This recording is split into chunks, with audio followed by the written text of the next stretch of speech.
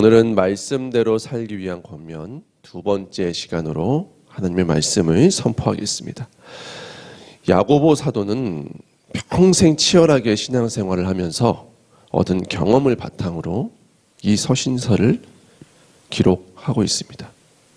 즉 누구보다도 현실적이고 실제적인 권면을 해주고 있는 책이 야고보서라는 것입니다. 과연 말씀을 따라 사는 것이 무엇인가?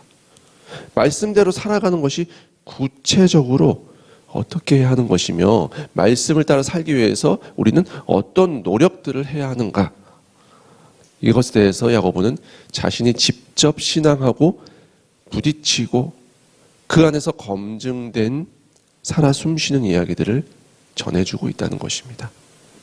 오늘 말씀대로 살기 위한 야고보의 세 가지 권면 앞에 아멘으로 응답하시고 말씀을 붙드셔서 말씀대로 살아가시는 인생 되시기를 주님의 이름으로 축원합니다. 말씀 따라 살기 위한 야고보의 권면 두 번째, 마음속에 더러운 것과 악을 버리십시오. 마음속에 더러운 것과 악을 버려야 합니다. 21절 앞부분만 다시 한번 읽어보도록 하겠습니다. 그러므로 모든 더러운 것과 넘치는 악을 내버리고 라고 권면합니다.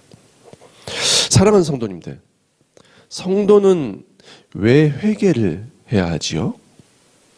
우리가 회개를 하는 이유가 무엇입니까?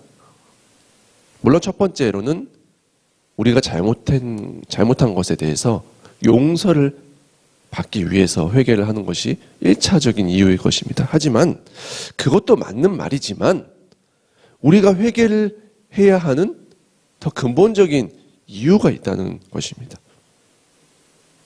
오늘 말씀에 근거하면 우리가 회개를 해야 하는 이유는 죄와 악이 말씀을 따라가는 것을 방해하는 가장 큰 장애물이기 때문에 우리가 말씀을 따라가기 위해서는 꼭 죄와 악한 것들을 마음속에서 내버려야 한다는 것입니다. 죄와 악이 마음속에 쌓여있는 상태는 성화의 가장 큰 걸림돌이 되는 것입니다. 마음 안에 이런 더러운 것들이 쌓여있는 한 우리는 말씀을 듣고 받아도 그 말씀이 마음 안에 뿌리를 내릴 수도 없고 잘할 수도 없고 설사 잘한다고 해도 도중에 시들어 버리고 마는 것입니다. 네 가지 밭에 뿌려진 씨 비유를 기억하십니까? 그 네 가지 땅 중에 딱딱하게 굳어진 길가에 뿌려진 씨는 그 즉시 새가 와서 그 씨를 가지고 가버리지요.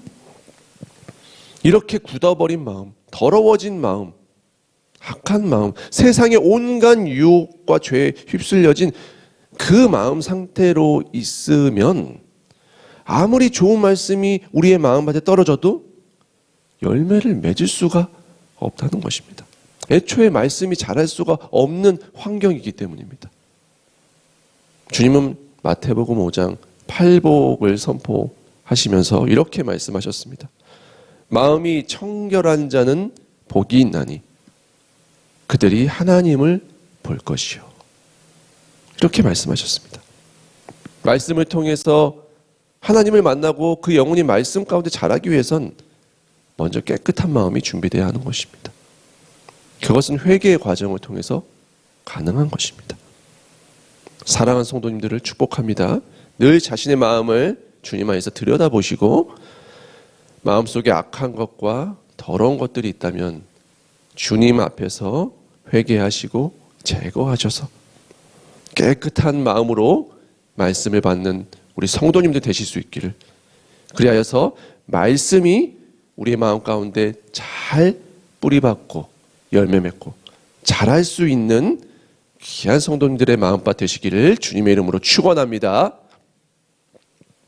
말씀 따라 살기 위한 야고보의 권면 세 번째, 말씀은 온유함으로 받으라는 것입니다. 말씀을 온유함으로 받으십시오. 21절 뒷부분을 다 함께 보시겠습니다. 마음에 심어진 말씀을 온유함으로 받으라. 온유함으로 받으라. 우리가 말씀을 잘 받아야 한다, 이 사실은 이미 알고 있는데 야고보는 그것에 한 가지 조건을 추가하고 있는 것이죠. 온유함이라는 조건을 추가하고 있습니다. 온유함으로 받으라. 성도님들, 말씀을 온유함으로 받는다는 것은 어떻게 받는 것일까요? 말씀을 받는 것은 단순히 성경 공부를 하고 설교를 듣는 것이 아닙니다.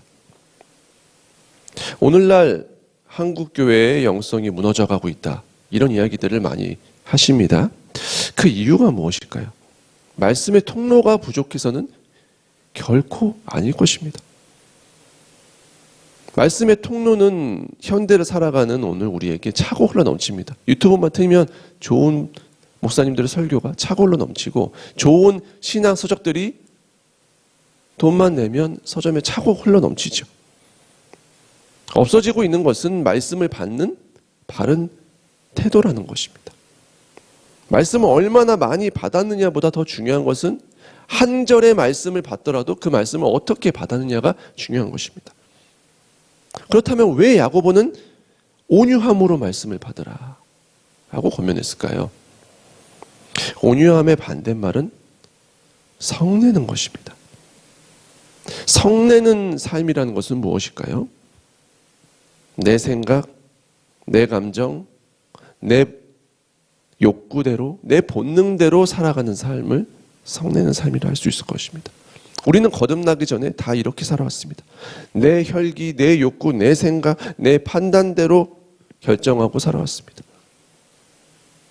그런데 그리스도인이 되었다는 것은, 성도가 되었다는 것은 어떤 것입니까? 내 혈기대로, 내 생각대로 내가 결정해서 사는 그런 통제불능의 삶을, 내가 책임질 수 없는 그런 삶을 멈추고 이제 하나님 앞에, 말씀의 권위 앞에 온전히 엎드리게 되는 것입니다. 굳어버리고 뻣뻣한 마음을 버리고 이제 부드러운 마음으로 주께서 주시는 말씀을 받아들이는 것, 그것이 온유함으로 말씀을 받는 것입니다. 성도가 된 후에도 여전히 내 안에 야성이 꿈틀댈 때가 있습니다.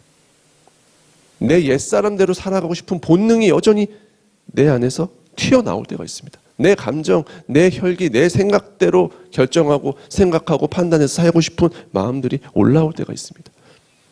그런 나의 생각, 나의 혈기, 그 모든 것들을 주님의 말씀 앞에서 내려놓고, 오늘 다시 내려놓고 말씀을 받고 말씀대로, 말씀이 인도하는 대로 살아가는 것, 이것이 온유함으로 말씀을 받는 사람이라는 것입니다. 사랑하는 성도님들을 축복합니다. 온유함으로 말씀을 받아 말씀대로 살아가시는 성도님들의 복된 걸음 되시기를 주님의 이름으로 축원합니다. 말씀 따라 살기 위한 야고보의 권면, 마지막 네 번째, 말씀을 받았다면 행하십시오. 말씀을 받았다면 행하시라는 것입니다. 22절 말씀을 다 함께 봉독해 보겠습니다. 너희는 말씀을 행하는 자가 되고 듣기만 하여 자신을 속이는 자가 되지 말라. 정말 이 말씀은 읽을 때마다 폐부를 깊숙이 찌르고 들어오는 말씀 같습니다. 성도가 말씀을 따라 살지 못하는 가장 큰 이유가 무엇일까요? 말씀을 모르기 때문이 아닙니다. 말씀을 아는 데만 머물러 있기 때문이라는 것입니다. 많은 성도가 빠지는 착각이 하나 있습니다. 그것은 내가 아는 것이 곧 나의 영적인 수준이라고 생각하는 것입니다. 이것은 성도를 타락하게 하는 가장 큰 착각 중에 하나입니다. 성도님들, 신약의 바리새인들을 한번 생각해 보십시오. 예수를 팔아넘겼던 그들은 성경에 대해서, 말씀에 대해서는 그 당시에 그 누구보다 박식했던 사람들입니다. 지식적으로는 따라올 사람이 없었습니다. 바리새인 이상이 없었습니다. 그런데 그들의 모습이 어떻습니까? 저는 이 측면에서 가장 위험한 사람들이 바로 저 같은 목회자라고 생각합니다. 목회자는 성도에게 말씀을 가르쳐야 되기 때문에 성경을 많이 연구해야 합니다. 지식을 많이 쌓아야 하지요. 그러다 보니 어떤 착각에 빠지기가 쉽습니까? 내가 많이 알고 있으니 마치 영적으로 어떤 수준에 올라온 것처럼 착각을 할 수 있다는 것입니다. 그렇지가 않다는 것입니다. 23절에서 25절의 말씀은 두 종류의 신앙인을 얘기하고 있습니다. 첫째, 듣고 끝나는 사람과 둘째, 듣고 행하는 사람입니다. 23절과 24절 말씀을 보시면 먼저 듣기만 하는 사람은 거울로 자기 얼굴을 보고 가서 그 모습을 잊어버리는 사람과 같다고 합니다. 성도님들, 이게 무슨 말일까요? 갑자기 왜 이런 비유를 하고 있을까요? 우리가 거울을 보는 이유가 무엇입니까? 우리가 거울을 왜 보지요? 우리의 얼굴과 몸가짐에서 뭔가 잘못된 것이 있는지를 확인하고 그것이 있다면 고치기 위해서 거울을 보는 것입니다. 그렇죠? 이빨에 뭐가 꼈나? 머리는 단정하니 잘 됐나? 눌린 부분은 없나? 뭐가 묻었나? 이렇게 자세히 살펴보고 고칠 것은 고치기 위해서 거울을 보는 것입니다. 말씀은 우리의 존재를 비추는 거울입니다. 우리의 존재를 비추는 거울이 말씀입니다. 그래서 말씀 앞에 서면 우리는 내 존재에, 내 영혼에 어떤 문제가 있는지를 볼 수 있게 됩니다. 발견할 수 있게 되는 것입니다. 그런데 거울을 보고만 끝내서는 안 된다는 것입니다. 문제가 보였으면 고쳐야죠. 머리가 헝클어졌으면 다듬어야 합니다. 그런데 말씀을 듣기만 하고 행동하지 않는다는 것은 거울을 보면서 말씀이라는 거울 앞에서 자신의 문제점이 파악이 됐음에도 불구하고 아무런 액션을 취하지 않고 그 모습 그대로 살아가고 있는 것과 같다는 것입니다. 만약 수십 년 신앙생활을 해도 내 성품, 내 인격, 나의 영혼의 변화가 전혀 느껴지지 않는다면 하나님이 힘이 없는 것이 아닙니다.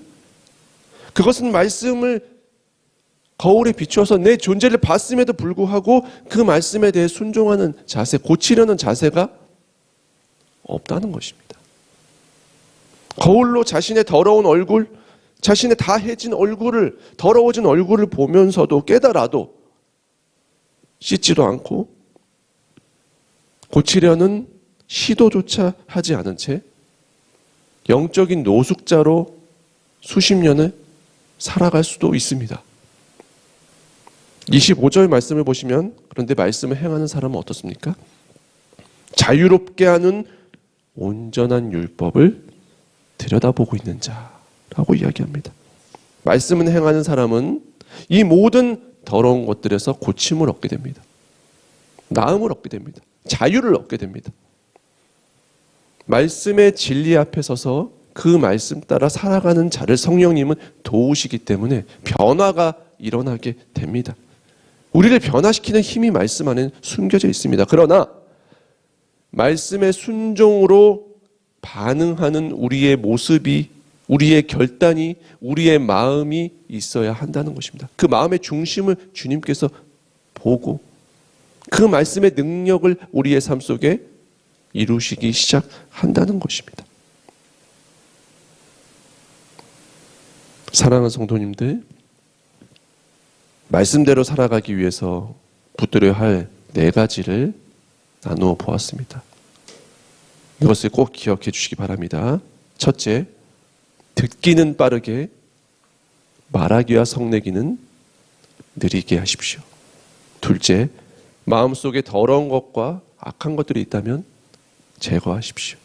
셋째, 말씀은 온유한 마음으로 받으십시오. 마지막 넷째, 말씀을 받으셨다면 시도해 보십시오. 이 야고보의 조언들을 가슴 깊이 새기시고 말씀 따라 참된 그리스도인으로 새 삶을 살아가시는 걸음걸음 되시기를 주님의 이름으로 간절히 축원합니다. 주신 말씀 가지고 함께 기도하시겠습니다.